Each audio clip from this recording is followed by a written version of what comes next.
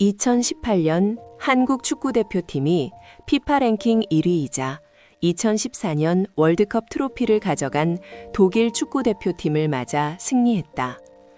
한 방송국 채널의 진행자는 부엉이가 매를 잡았다고 비유했고, BBC 방송은 월드컵 역사상 가장 충격적인 경기였다고 평가했다.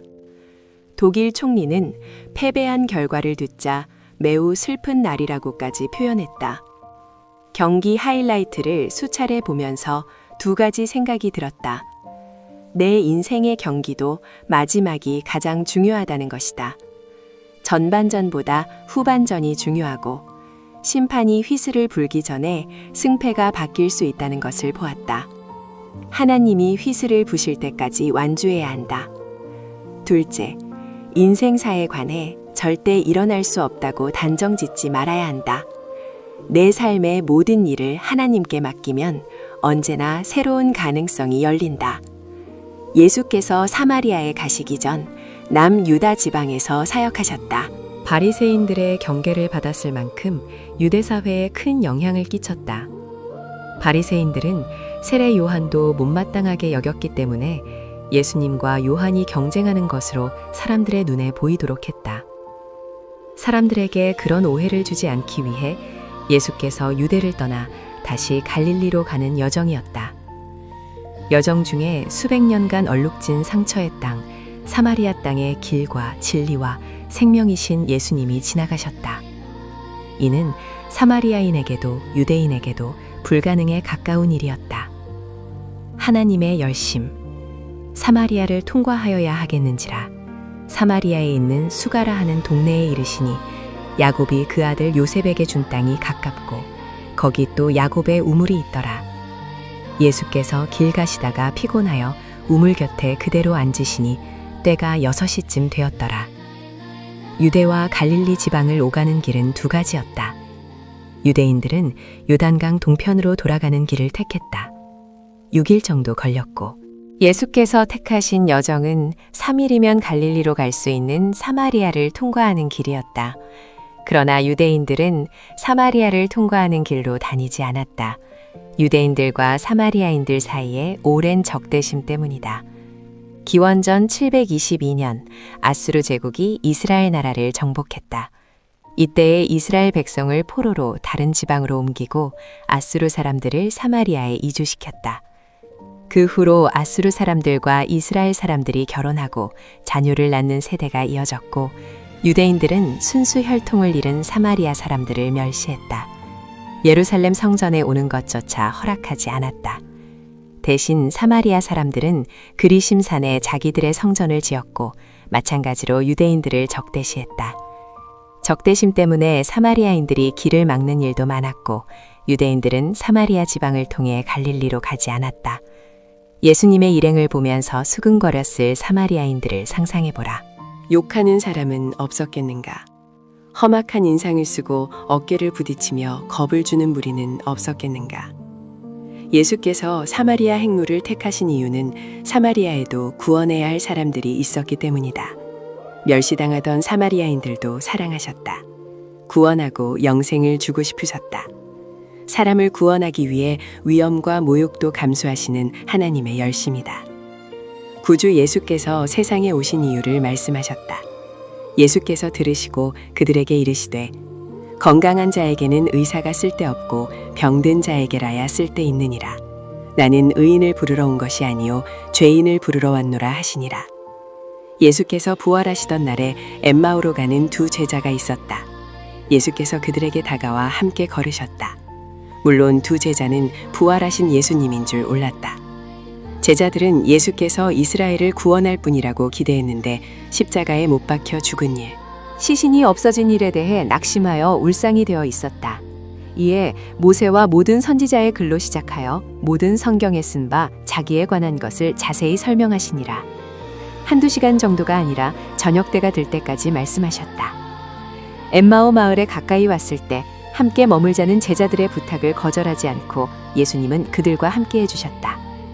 그들과 함께 음식 잡수실 때에 떡을 가지사 축사하시고 떼어 그들에게 주시니 그들의 눈이 밝아져 그인 줄 알아보더니 예수는 그들에게 보이지 아니하시는지라.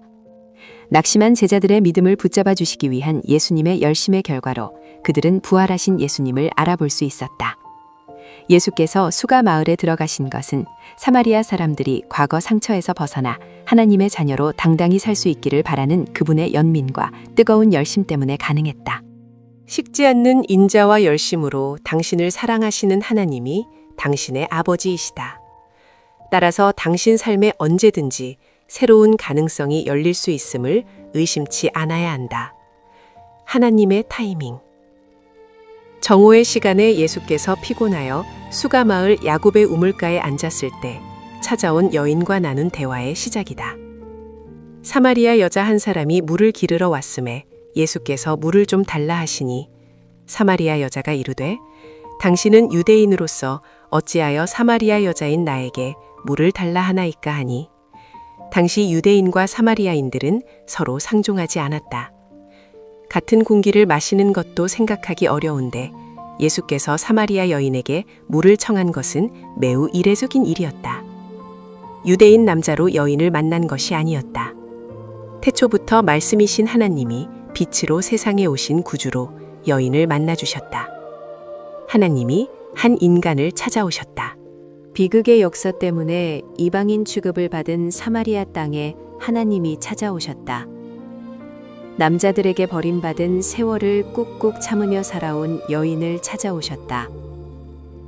그날 아침만 해도 상상할 수 없었던 만남. 예수께서 그분의 타이밍에 맞춰 여인을 찾아오셨다. 하나님의 타이밍대로 그분이 우물가에 오셨는데 만일 사마리아 여인이 오지 않았다면 어떻게 되었을까?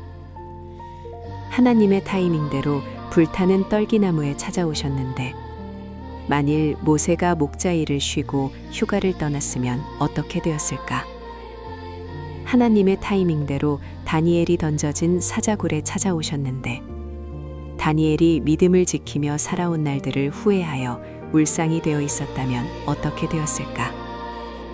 사자가 으르렁대도 하나님은 하나님의 타이밍에 찾아오셨고 민족을 사랑했던 80살 목자에게도 사람의 눈을 피해 정오의 강렬한 햇빛을 맞으며 물 길러온 여인에게도 하나님은 그분의 타이밍에 찾아오셨다. 매우 중요한 사실은 사람이 하나님의 타이밍을 알 수 없으나 여인은 그날도 물을 길러 나왔다는 것이다. 과거를 들먹이는 사람들의 핀잔과 시선이 싫었으면서도 견디며 우물러 나왔던 그때가 바로 하나님의 타이밍이었던 것이다. 당신에게 하나님의 타이밍이 찾아온다. 사마리아 여인이 물을 길러 나온 것처럼 오늘 당신이 해야 할 일이 있다. 내가 이런 곳에서 이런 일할 사람이 아니야? 마음이 상했는가? 더는 억울해서 못 참겠다. 그만둔다. 인내의 바닥이 드러났는가? 자리를 지켜 맡겨진 책임을 다하고자 애쓰는 당신에게 하나님의 타이밍이 찾아온다.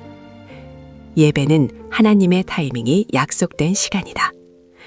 하나님께 드릴 제사를 말씀하시면서 내가 거기서 너희와 만나고 내게 말하리라. 하나님을 예배하라. 열심으로 찾아오신 하나님을 뜨겁게 만나라. 성령께서 감동하시는 말씀이 당신의 영혼을 쪼개고 굳어진 생각을 갈아엎어 영적인 생각을 불어넣으시고 절대 일어날 수 없다고 단정했던 일을 꿈꾸게 될 것이다. 당신의 열심보다 하나님의 열심이 강하다. 당신의 인내보다 하나님의 인자가 강하다. 보라, 내가 새 일을 행하리니 이제 나타낼 것이라 너희가 그것을 알지 못하겠느냐.